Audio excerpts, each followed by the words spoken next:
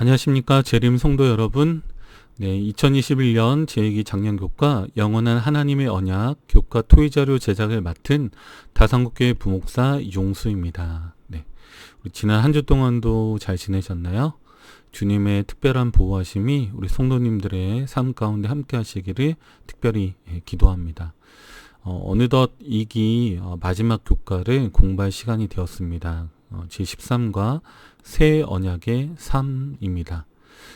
어떻게 보면 새 언약에 대한 이제 공부를 좀 마무리하면서 이것이 실제적으로 우리의 삶에 적용될 수 있도록 하는 부분인 것 같습니다. 예수 그리스도의 속죄의 공로가 개인의 삶에 적용되지 않는다면 그것만큼 무의미한 것도 없다고 생각이 됩니다. 하나님께서 우리에게 선물로 주신 그 귀한 구원과 또 믿음의 이 삶이 우리의 삶 가운데 이루어지길 간절히 바라면서 이번 교과도 같이 공부해 보도록 하겠습니다. 우리 6월 26일 안식일이고요. 우리 제목은 새 언약의 삶입니다. 영어로는 The New Covenant Life라고 되어 있습니다. 이 삶이라는 단어가 사실은 굉장히 의미가 크죠. 우리가 살아가는 모든 어떤 시간들, 이런 시간들을 보내는 방식, 또 그 시간 속에서 이루어지는 모든 사건들, 어떤 이런 모든 것들이 우리의 삶이라고 볼 수 있습니다. 지나간 과거의 삶을 어떻게 살았냐라고 누가 물어본다면 우리는 어떻게 좀 대답할 수 있을까요? 저는 이렇게 살았습니다 라고 압축적으로 말하기가 굉장히 사실 어렵습니다.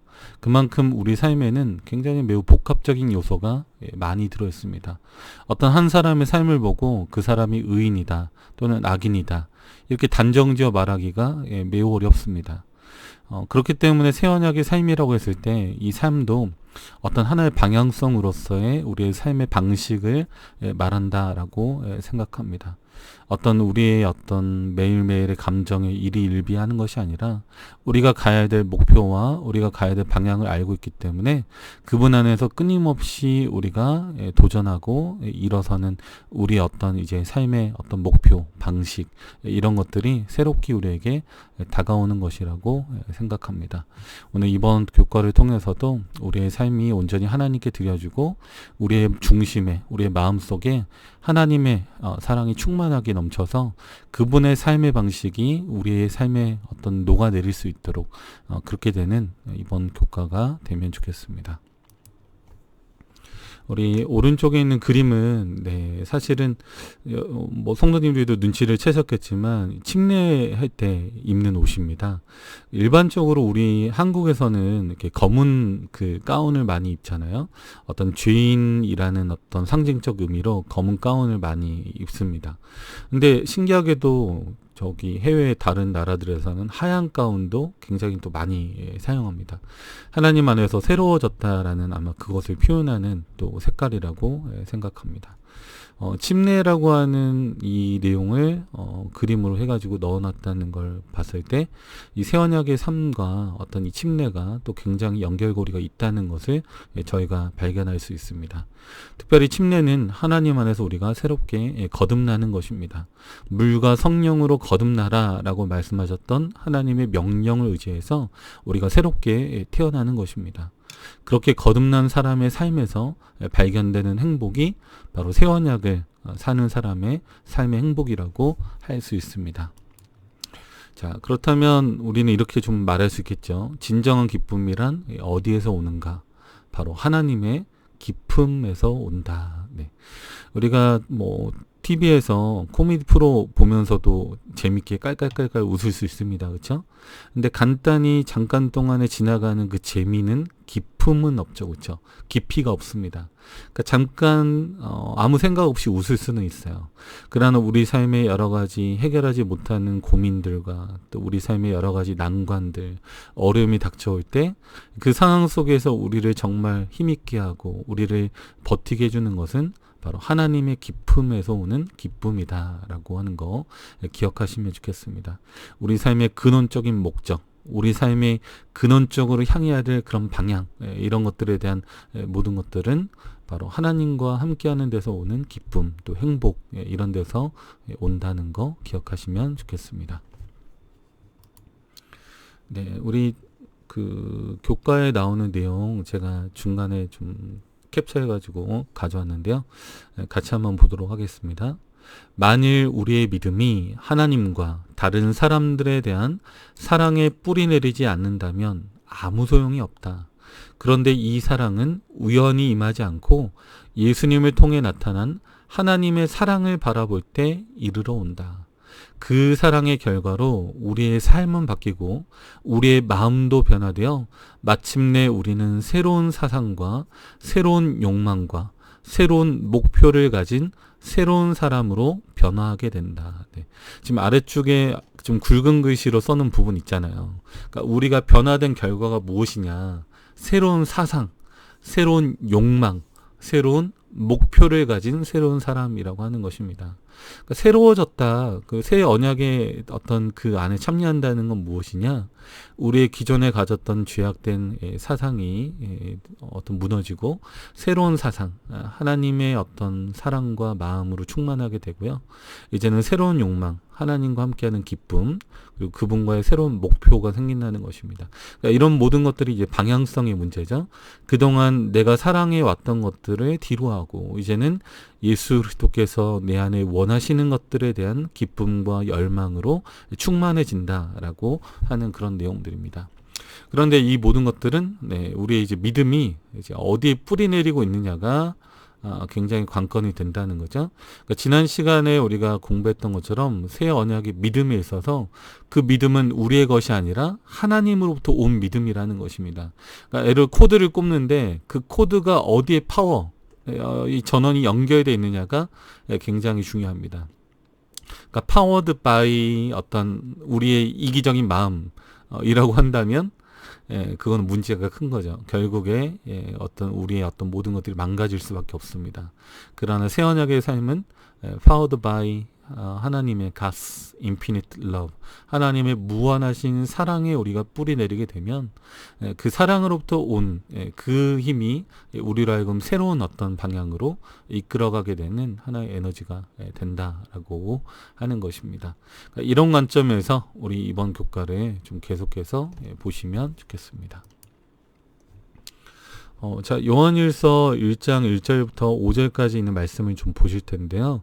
우리 연구 범위에 있는 이제 성경절들이 지금 로마서랑 고린도서만 빼고는 다 요한이 기록한 것이거든요. 그러니까 예수님의 제자들 중에서도 사랑받는 제자였던 요한이 기록한 어떤 기억절, 성경절들이 다 연구 범위 안에 들어가 있습니다.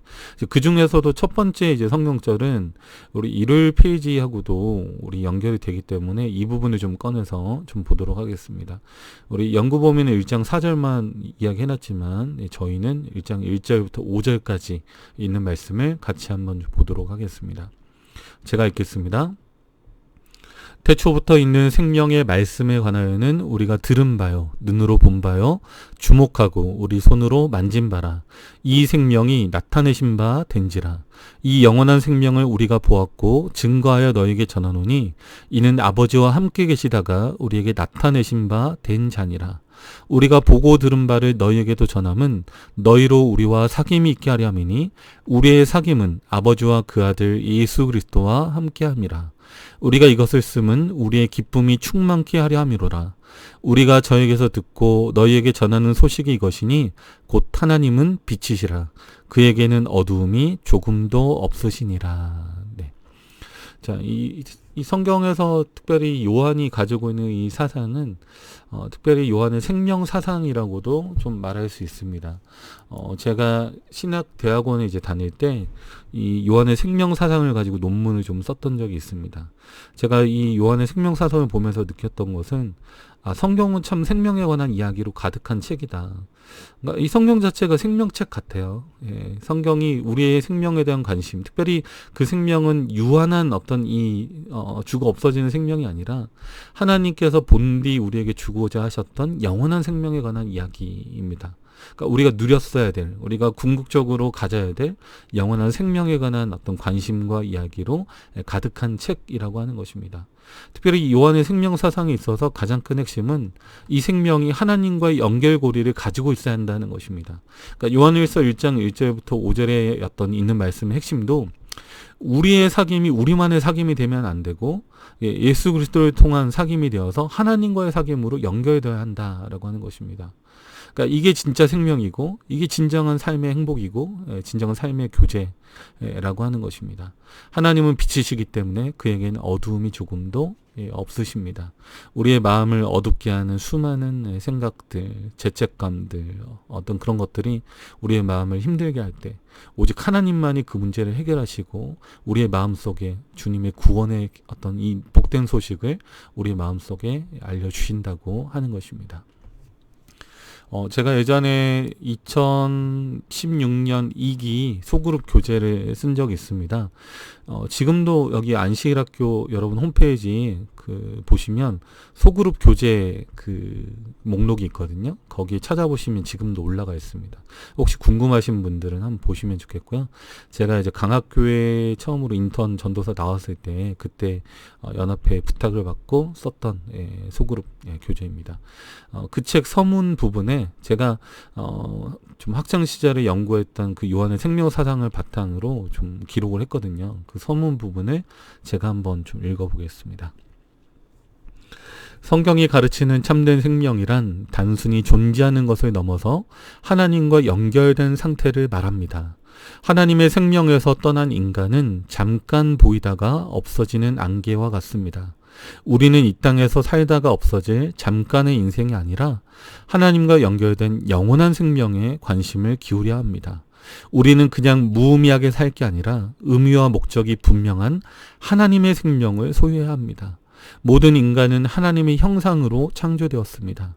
창조주와 피조물은 보이지 않는 사랑의 고리로 매 순간 연결되어 있으며 우리 역시 사랑의 고리로 연결되어 있습니다. 성경은 생명에 대한 책입니다. 생명에 대해서 말하고 있습니다. 우리의 생명에 대한 하나님의 관심을 끊임없이 이야기하고 있습니다. 하나님은 인간을 구원하기 위해 활동하십니다. 그리고 우리에게 생명을 보존하라고 명령하십니다. 그리고 영원한 생명을 소유하도록 우리를 초청하십니다. 하나님은 에덴 동산에 생명 나무를 두셨습니다. 동산을 적시는 물은 생명수 강입니다. 예수 그리스도는 생명의 주이십니다. 그분은 생명의 떡이요 생명의 피이십니다. 생명의 말씀에 귀를 기울이는 자는 생명책에 그 이름이 기록됩니다. 세상에 생명의 향기를 전하는 우리에게는 생명의 면류관이 약속되어 있습니다. 네. 잠깐 동안 여러분 좀 보셨는데도 성경에 생명이란 단어가 얼마나 많이 사용되고 있는지를 볼 수 있으실 것입니다. 그래서 하나님께서는 우리에게 영원한 생명을 주고자 하시고 그 영원한 생명의 본질은 하나님과의 연결에 있다라고 하는 것입니다. 따라서 새 언약의 삶이란 그 언약 관계 안에 우리가 들어가게 됐을 때 하나님과의 사귐이 어떤 우리 안에 존재하게 됐을 때 그 사귐의 결과로 인해서 진정한 생명, 하나님의 생명이 우리 안에 들어온다고 하는 것입니다.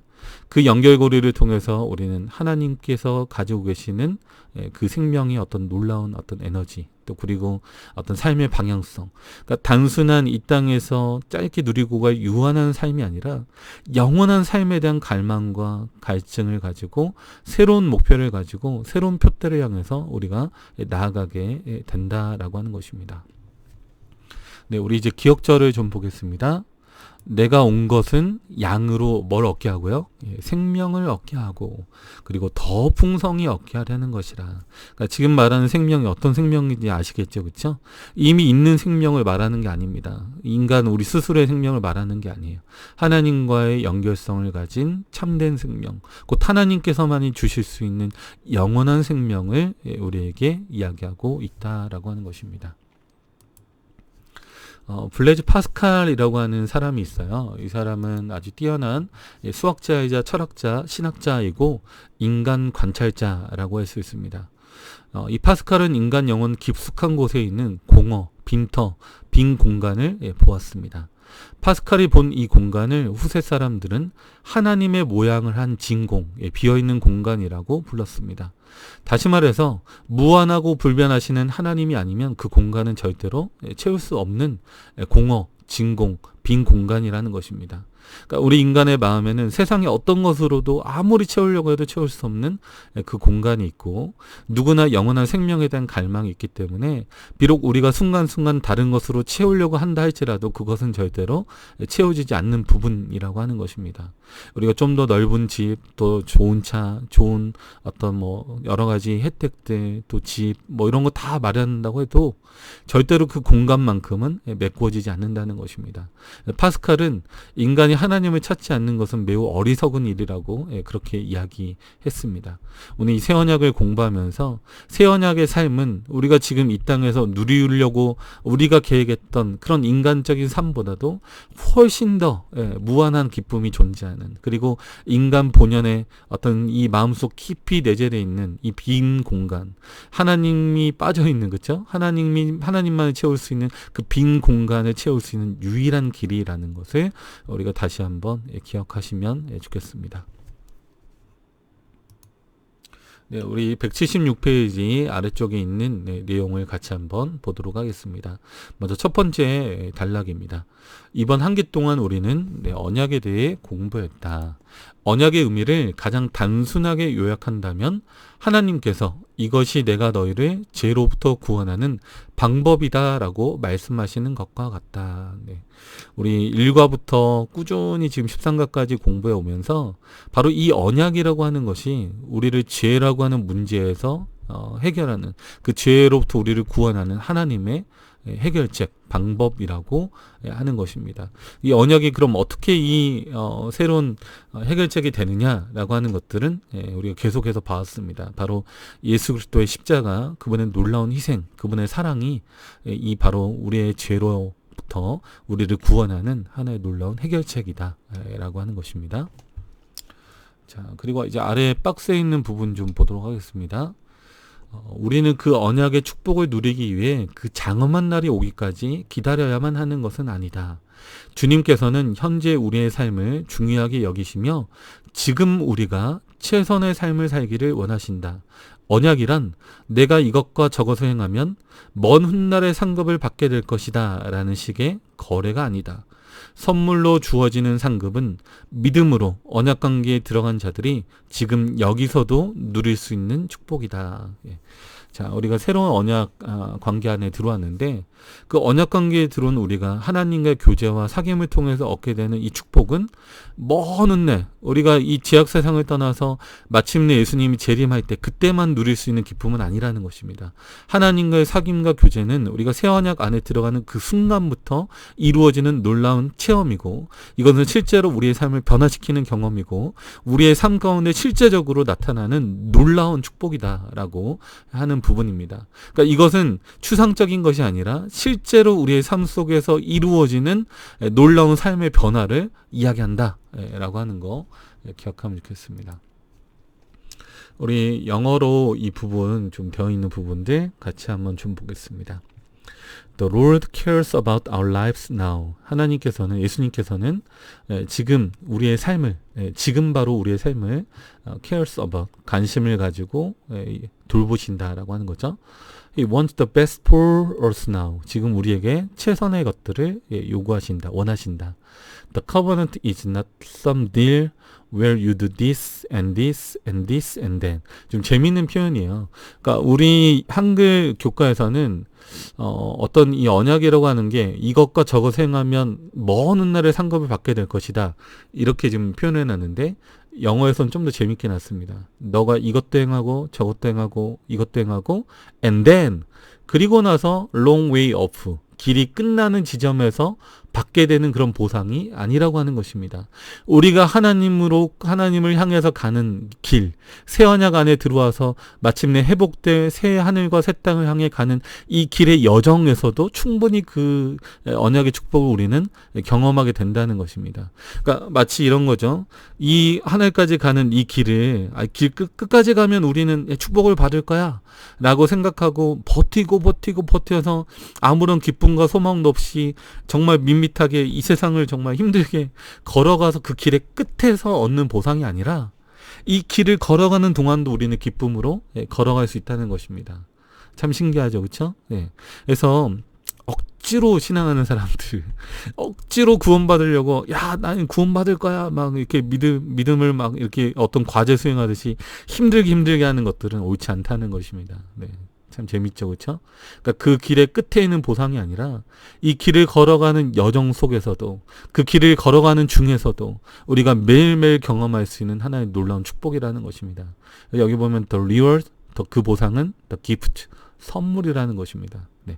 이 길을 끝까지 걸어가서 얻는 어떤 그런 보상이 아니고, 그러니까 우리가 뭔가를 리워드라고 했을 때 뭔가를 해서 뭔가 노력을 하고 뭔가를 우리가 해가지고 얻는 행위의 보상이 아니라, 이미 하나님이 언약을 통해 약속하신 것들은 하나님의 전적인 하나님의 어떤 선물이기 때문에 이것을 우리는 받기만 하면 되는 것입니다. 믿음으로 받아들이면, 믿음으로 받아들이는 그 순간부터 우리의 마음속에 새롭게 시작되는 삶의 경험이 바로 이 언약, 새로운 언약의 축복이고 보상이라고 하는 것입니다.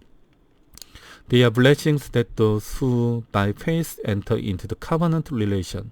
믿음으로 언약 관계에 들어가는 모든 사람들이 can enjoy here and now. 지금 바로 여기에서 누릴 수 있는 기쁨이다라고 하는 거 우리가 꼭 기억하셨으면 좋겠습니다. 그래서 좀 이런 부분 좀 보시면 우리가 개인적으로도 좀 많이 수정할 부분이 있죠, 그렇죠? 우리는 무조건 참고 힘들어도 견디고 기쁨도 없는데 그냥 억지로 하는 게 신앙인 줄 알았더니 그게 아니라는 것입니다. 우리가 해야 될 진정한 신앙은 우리로부터 나오는 믿음이 아니라 하나님으로부터 나온 믿음이고, 그분의 사랑을 우리가 목격하고 지켜보는 데서 오는 놀라운 감탄과 놀라운 반응으로서의 신앙이기 때문에 그 신앙은 감사가 넘치고 매일매일 기쁨이 넘치는, 하나님께서 우리 안에 해주시는 일들에 대한 놀라운 감격과 반응이 가득 찬 그러한 신앙이다라고 하는 것들을 우리가 기억하시면 좋겠습니다. 그러면서 이제 나오게 되는 부분이 이제 죄책감으로부터의 자유입니다. 우리 교과 이제 나오는 앞으로 진행될 내용에서도 소개되는 내용인데요. 이 죄책감으로부터의 자유는 매우 소중하죠. 왜냐하면 죄라는 것 자체가 우리가 책임질 수 있는 성질의 것이 아니기 때문에 그렇습니다.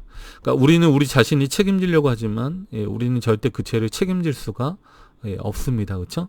우리 인간 스스로의 힘으로는 하나님과의 깨어진 관계를 회복할 수 있는 힘이 절대 없고, 그런 불신의 결과로 벌어지는 수많은 이 불행한 어떤 이 일들에 대해서 우리로서는 그것들을 회복시킬 힘이 전혀 없다라고 하는 것입니다. 제가 예전에 그 집으로 가는 길이라는 영화를 본 적이 있어요. 이 영화가 되게 상당히 좀 감명 깊었는데, 영화 집으로 가는 길은 프랑스 오를리 공항에서 마약범으로 오인돼서, 잘못 오해받은 거죠.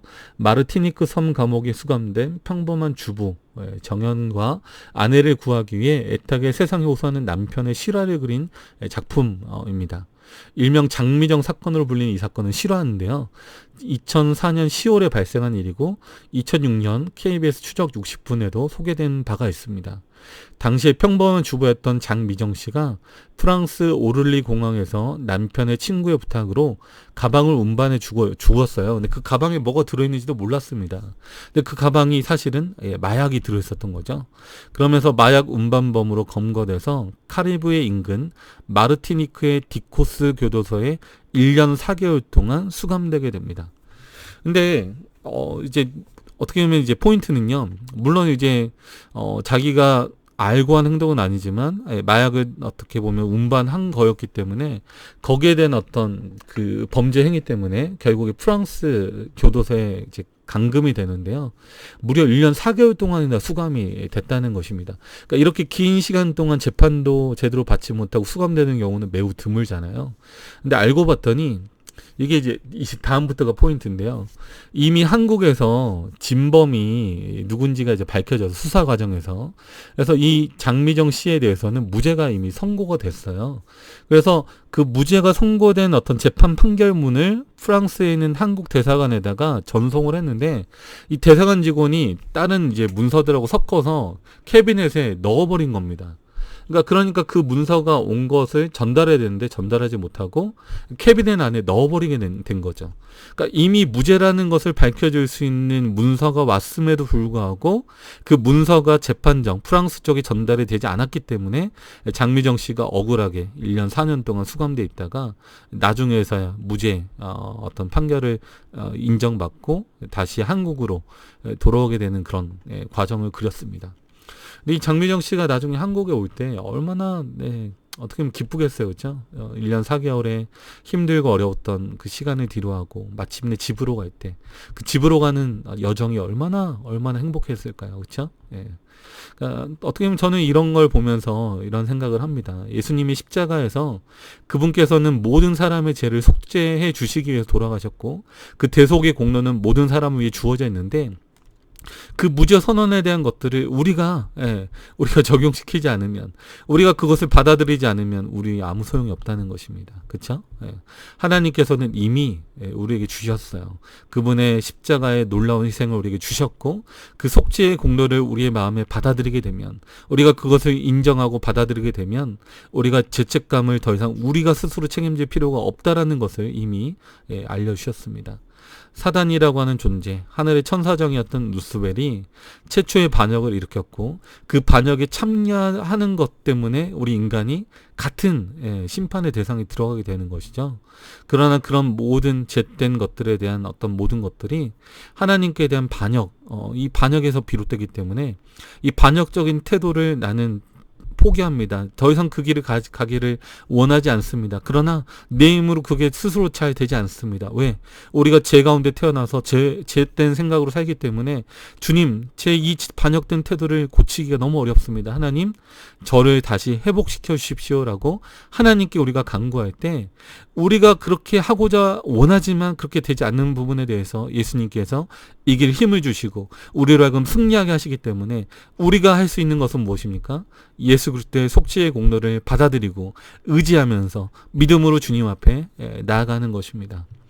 우리가 그 십자가의 놀라운 희생과 사랑을 받아들이게 되면 우리도 이제 하늘 본향으로 가는 그 여정 안에 같이 참여하게 된다라고 하는 것입니다. 우리 시편 51편을 보면 우리 다윗의 시편입니다. 밧세바를 범하고 나서 굉장히 수많은 가책과 또 진정한 해결을 이제 경험한 후에 다윗이 쓴 시편입니다. 근데 여기 보시면 9절부터 12절인데요. 주의 얼굴을 내 죄에서 돌이키시고 내 모든 죄악을 도말하소서. 하나님이여, 내 속에 정한 마음을 창조하시고 내 안에 정직한 영을 새롭게 하소서. 나를 주 앞에서 쫓아내지 마시며 주의 성신을 내게서 거두지 마소서. 주의 구원의 즐거움을 내게 회복시키시고 자원하는 심령을 주사 나를 붙드소서라고 되어 있습니다. 바로 이 구원의 즐거움을 회복하는 것이 우리에게 있어서 매우 중요합니다. 우리가 하나님과의 잘못된 틀어진 관계 속에 있을 때 우리는 매우 괴롭습니다. 하나님이 우리를 사랑하시는 건 알지만 우리가 잘못된 길로 가고 있는 걸 우리 스스로도 인식하기 때문에 이 마음속에 찾아오는 이제 양심의 가책, 괴로움은 굉장히 너무 힘든 것이죠. 그러니까 이 다윗도 자신의 범죄가 얼마나 끔찍한 것인지를 알게 됐을 때 자신의 죄가 혹 자신을 하나님으로부터 간합하지 못하게 하는, 하나님과의 관계를 깨어뜨려 버리는 그런 방편이 될까봐 굉장히 염려하고 근심합니다. 그러면서 이 일은 오직 하나님이 하실 수 있기 때문에 내 안에 정직한 영, 새로운 마음을 주시고 또 특별히 주의 구원의 즐거움을 회복시켜 달라고 간구하고 있습니다. 우리 성도 여러분, 우리의 마음속에 하나님께서 주실 수 있는 바로 그 구원의 즐거움, 하나님과 함께하는 그 교제의 즐거움, 하나님과 함께하는 그 동행의 즐거움이 우리의 삶 속에 회복될 수 있도록 해달라고 간절히 기도하시기 바랍니다. 이 새 언약의 삶은 하나님과 동행해서 오는 기쁨이기 때문에 이 동행이 이루어지지 않으면 아무 의미가 없는 것입니다. 예수님 한 분만으로 만족하고 기뻐하고 그분으로 인해서 우리의 삶이 송두리째, 우리의 모든 욕망과 갈망이 송두리째 변화되는 그 놀라운 경험이 우리의 삶에 찾아오기를 바랍니다. 네, 그다음에 왼쪽 우리 그 페이지 아래쪽에 있는 부분입니다. 이번 주 교과에서 우리는 언약의 현재적인 축복들과 하나님의 은혜를 통해 우리 심령에 흘러 들어온 약속들을 보게 될 것이다라고 했습니다. 우리 영어 영문국 교과에서는 이렇게 되어 있습니다. This week's lesson, the final in our series on the covenant. 이 언약 공부에 있어서 마지막 이제 파이널이죠. 마지막 부분 교과입니다. Looks at some of these immediate blessings. 즉각적인 축복들과 some of the promises that come from God's grace said. 하나님의 은혜의 창고에서부터 이르러 오는 놀라운 약속들을 우리는 다시 한번 우리의 마음속에 받아들이게 된다라고 했습니다. 그 이제 뒷부분이 한글 교과에선 번역이 안 돼 있어요. 근데 보면 because having heard him knock. 예, 어떤 이유로요? 우리는 그분께서 우리의 마음속에 두드리시는 그 knock, 우리의 마음을 두드리는 그 소리를 들으면서 we have opened the door, 우리의 문을 연다는 것입니다. 선물 받으려면 어떻게 해야 됩니까? 문을 열어야죠. 그렇죠? 문을 여는 것입니다. Of course, there are more blessings than what we can touch on this week. 이번 교과에서 다룰 수 있는 것 이상으로 더 놀라운 축복들이 많이 있지만 그럼에도 불구하고 it is just a start. 시작으로서의 축복, something that will indeed never end. 앞으로 이루어질 그 진정한 그리고 도무지 끝나지 않는 never end. 결코 끝나지 않는 그 놀라운 축복들이 차근차근 우리의 삶 속에 찾아오게 된다라고 하는 것입니다. 중요한 것은 그분이 우리의 마음에 노크 두드리실 때 언제든 우리의 마음의 문을 열어서 그분의 축복을 받아들일 준비를 하는 것입니다. 하나님의 은혜의 창고로부터 이르러 오는 놀라운 언약의 축복들을 우리가 마음을 열어서 받아들이게 되는 우리 모두가 되었으면 좋겠습니다. 네, 다음 우리 TMI 위로의 부분인데요. 오늘도 역시 두 가지 질문을 함께 좀 살펴보도록 하겠습니다. 첫 번째 질문은 우리 3번 질문입니다. 자, 언약은 어떻게 우리를 죄의 무거운 짐으로부터 자유롭게 해주나요? 사실 이게 굉장히 사실 중요한 질문이죠. 그렇죠? 예, 언약을 어떤 통해서 어떻게 우리 죄의 무거운 짐, 우리 삶에 찾아오는 여러 가지 죄로 인한 어떤 여러 가지 가책감이나 어떤 제 여러 가지 수고들 이런 것들로부터 우리를 자유롭게 해줄 것인가, 그렇죠? 예. 뭐 믿음으로 된다 그래서 마음으로 난 됐어 이렇게 생각하면 되는 것인가, 아니면 또 다른 무언가가 있는지 한번 같이 한번 생각해 보도록 하겠습니다. 네, 우리 로마서 8장 1절부터 4절까지 있는 말씀을 좀 보도록 하겠습니다. 그러므로 이제 그리스도 예수 안에 있는 자에게는 결코 정죄함이 없나니 이는 그리스도 예수 안에 있는 생명의 성령의 법이 죄와 사망의 법에서 너를 해방하였습니다. 율법이 육신으로 말미암아 연약하여 할 수 없는 그것을 하나님은 하시나니 곧 죄를 인하여 자기 아들을 죄에 있는 육신의 모양으로 보내어 육신의 죄를 정하사 육신을 쫓지 않고 그 영을 쫓아 행하는 우리에게 율법의 요구를 이루어지게 하려 하심이니라 라고 했습니다. 자, 그리스도 예수 안에 있는 자에게는 결코 정죄함이 없다 했습니다. 육신을 쫓지 않고 그 영을 쫓아 행하는 우리에게는 율법의 요구를 이루어지게 하셨다라고 이렇게 언급하고 있습니다. 이제 로마서에서 말하는 이제 육신은 우리가 세상을 쫓아가는 여러 가지 생각들, 그런 마음들이죠, 그렇죠? 반면에 영적인 것들은 하나님의 생각, 하나님의 것들을 쫓아가는 우리의 어떤 마음들입니다. 근데 그리스도 예수 안에 있는 자에게는 결코 뭐가 없다? 정죄함이 없다라고 했습니다.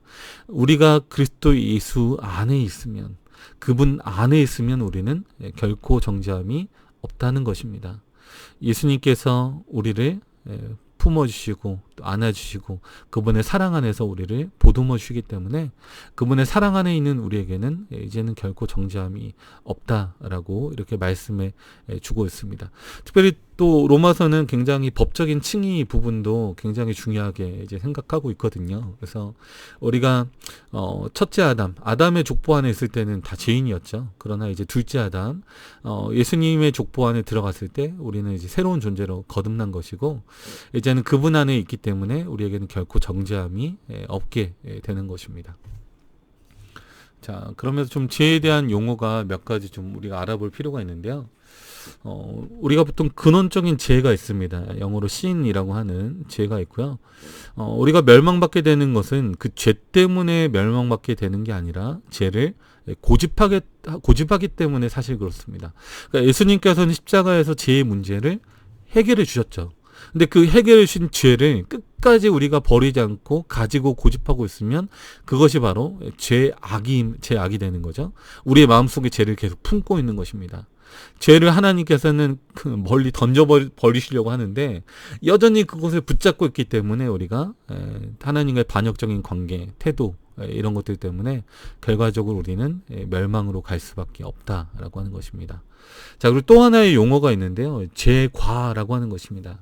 영어로는 transgression이라고 해가지고 선을 넘다, 뭐 경계선을 넘어가는 것, 뭐 이런 것들을 이야기합니다. 우리 다른 표현으로는 허물이라고도 볼 수 있습니다.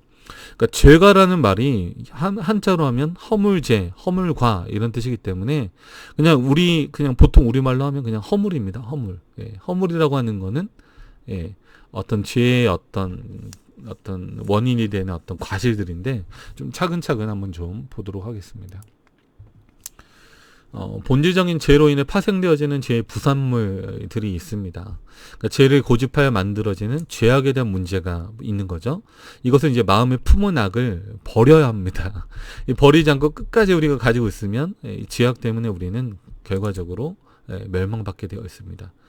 또 하나는 이제 죄의 원인이 되는 과실인데요. 이 땅에 나타나 있는 죄된 세계관들, 결국 경계선을 넘어서는 것입니다.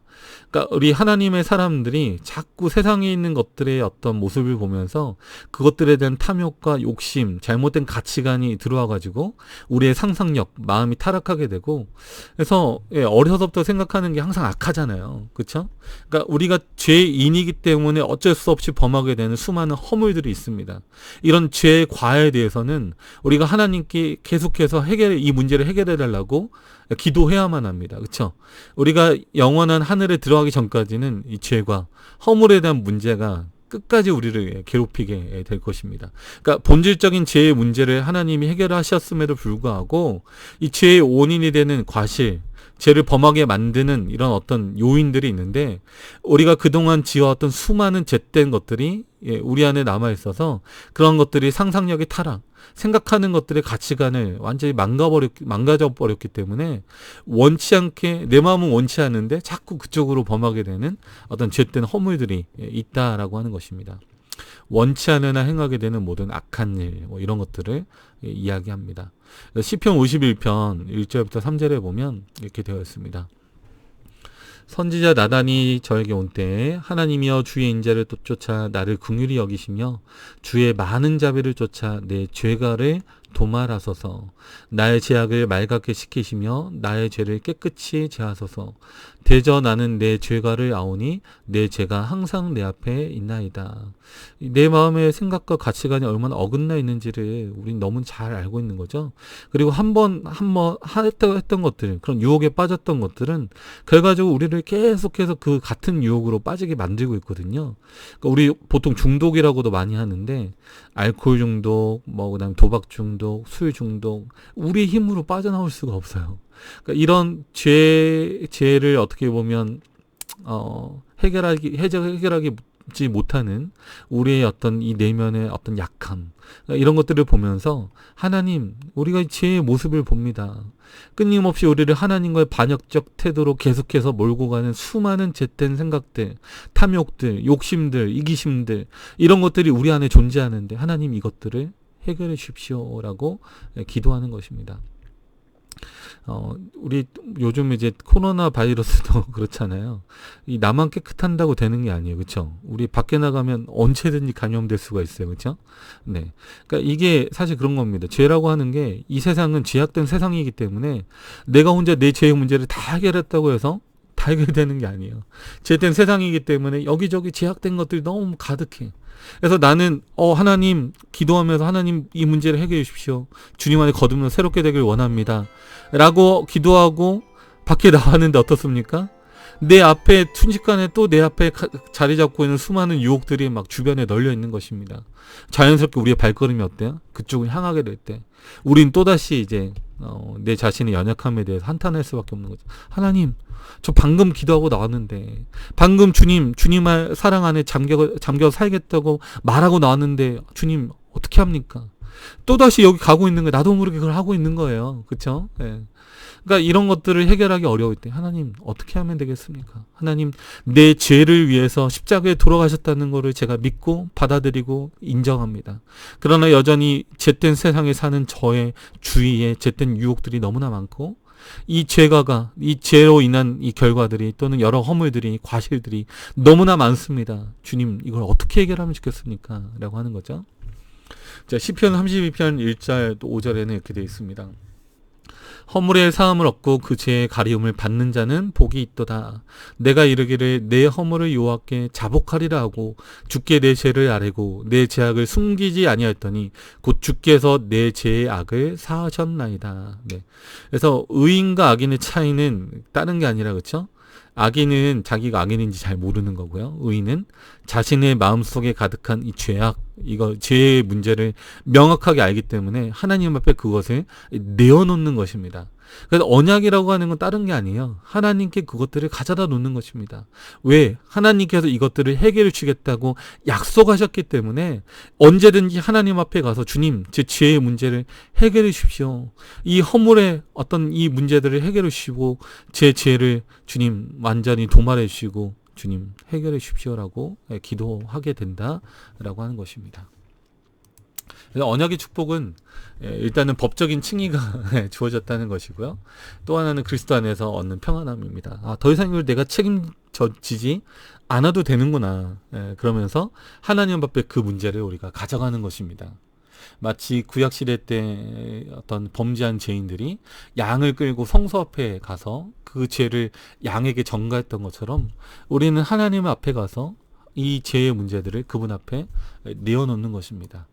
그러면서 우리가 이제 더 이상 그 죄 가운데 살지 않도록 하나님께 주신 또 하나의 선물이 있는데 그게 바로 성령의 선물입니다. 성령 하나님의 감화 안에 있으면 우리의 마음이 변화되고 새로운 마음을 받게 되고 그리스도 안에서 함께 동행하게 된다라고 이렇게 약속해 주셨습니다. 그러니까 우리의 힘으로 되지 않는 것들에 대해서 성령 하나님의 놀라운 역사와 은혜가 우리를 그것들을 이겨낼 수 있는 그런 힘과 용기를 주신다고 하는 것입니다. 그래서 로마서 8장에 아까 생명의 성령의 법이 죄와 사망의 법에서 너를 해방한다 이렇게 이야기했잖아요. 그렇죠? 그러니까 하나님의 영원한 생명에 대한 어떤 우리의 그 방향성, 목적성 이런 것들을 가지고 있는 우리가 성령 하나님의 역사와 은혜 가운데 살아가게 될 때 우리는 비로소 마음의 변화를 경험하고 새로운 마음으로 그리스도 안에서 함께 동행하게 된다고 하는 것입니다. 다음 두 번째 질문입니다. 새 마음을 갖는다는 것은 대체 무엇을 의미할까요? 에베소서 3장 17절부터 19절입니다. 우리 성경절 같이 한번 보겠습니다. 저는 이제 16절부터 좀 찾아놨어요. 좀 중요할 것 같아서 같이 한번 보겠습니다.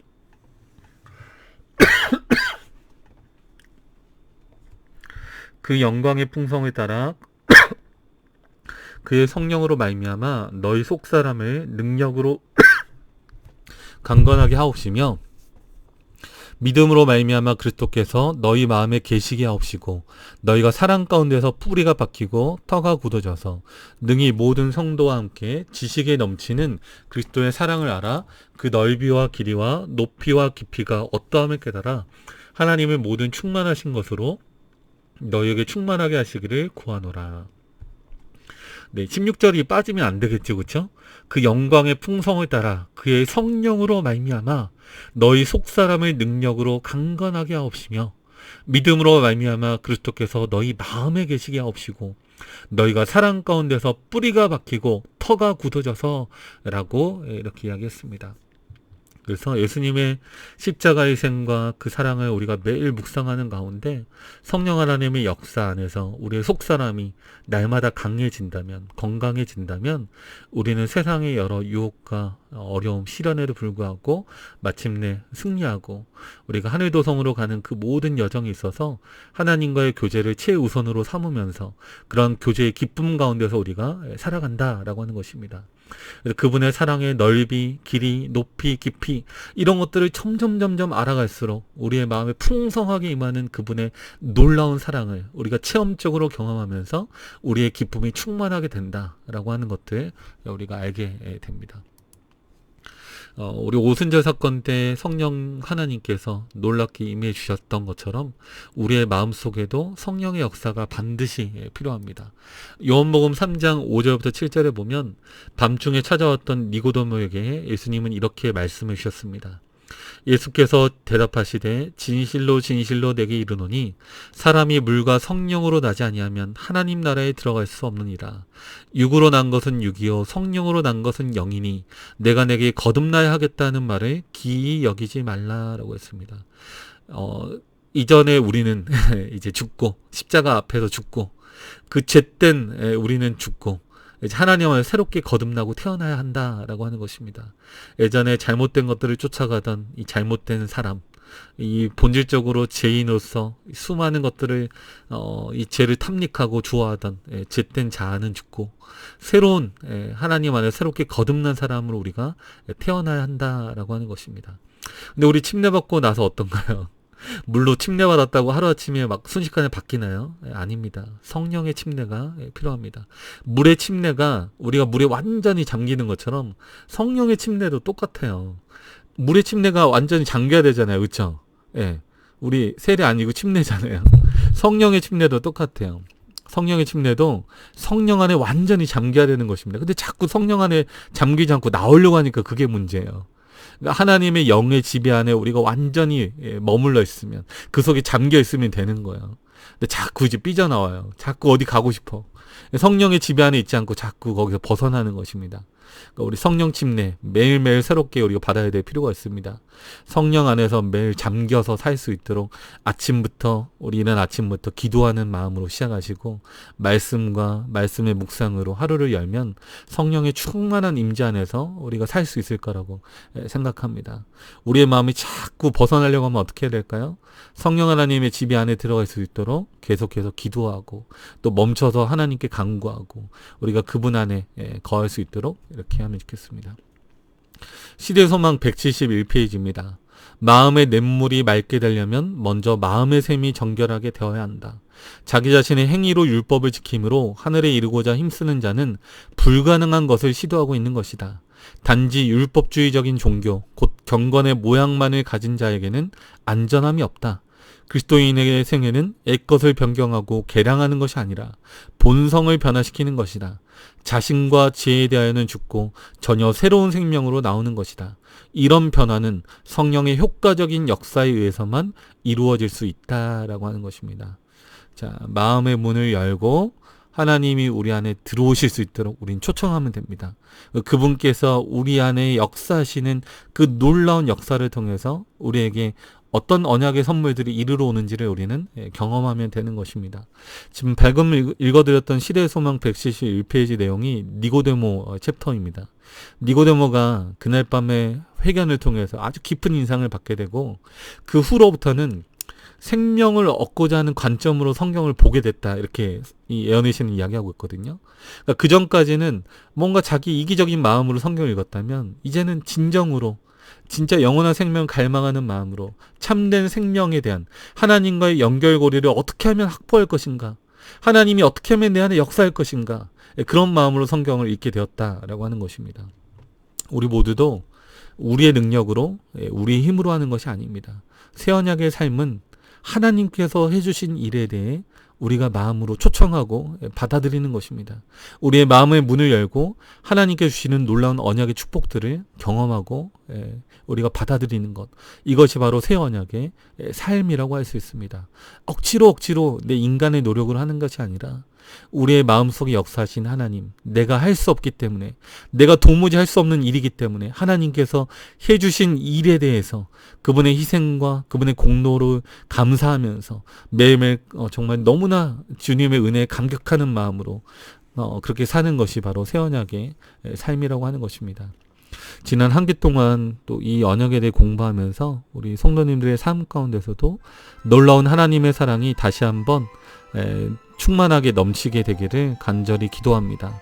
성도님들의 삶 가운데 앞으로도 주님의 사랑이 충만하게 임하시고 성령 침례 날마다 경험하시면서 우리가 언약을 매일매일 주장하면서 그 언약 안에 참여하면서 놀랍게 한 걸음 한 걸음 하늘 향해 걸어가고 매일매일 이 여정에 있어서 하나님과의 놀라운 교제와 어떤 이 축복이 매일매일 느껴지는 그런 경험이 있기를 바라면서 우리 교과를 마치겠습니다.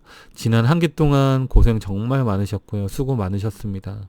우리 다음 기 또 교과는 저희 서중한 교과팀에서는 또 다른 목사님이 또 이어서 또 하시게 되겠습니다. 부족한 내용들 잘 들으셔서 감사하고요. 우리 앞으로도 어디 있든지 주님의 사람으로 충실하게 다들 서 계시면 좋겠고, 저도 기도하는 마음으로 또 이 교과 계속해서 공부해 나가겠습니다. 주님께서 우리 모두의 삶 가운데 함께 하시기를 간절히 기도합니다. 감사합니다.